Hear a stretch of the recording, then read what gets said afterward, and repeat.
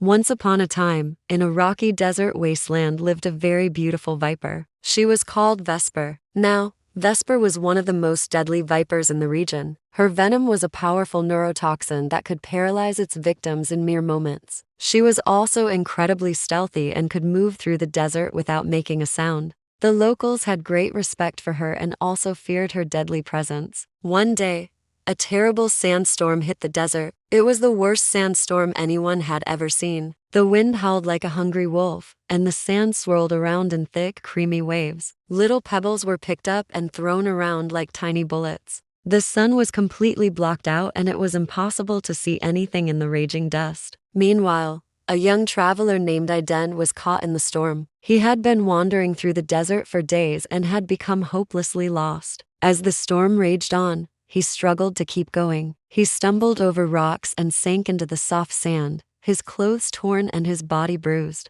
All he could do was to try and shield his face from the stinging sand and hope that the storm would end soon. But just when he thought he couldn't go on any longer, he saw something in the distance. It was a small cave hidden between some rocks. With a surge of adrenaline, he stumbled towards it, crawled inside and collapsed on the ground. Inside the cave, it was dark and silent. The wind and the rain had stopped outside, and only a faint light filtered through the entrance, and then he heard a hissing sound. At first, he couldn't quite make it out. Then he realized it was coming from above him. He looked up and saw the most beautiful viper he had ever seen. Her scales shimmered in the dim light and her eyes glistened like golden coins. It was Vesper. She stared at Aiden for a moment, her tongue flicking in and out. Then she turned and disappeared into the darkness. Aiden let out a breath. He didn't realize he was holding. Maybe she wouldn't hurt him. Maybe she would even help him. He didn't know why, but he felt a sudden surge of hope. And then Vesper did something that surprised him. She returned with a small animal in her mouth, a desert kangaroo rat. She dropped it at his feet and then retreated back into the shadows. Aiden understood. She was offering him food,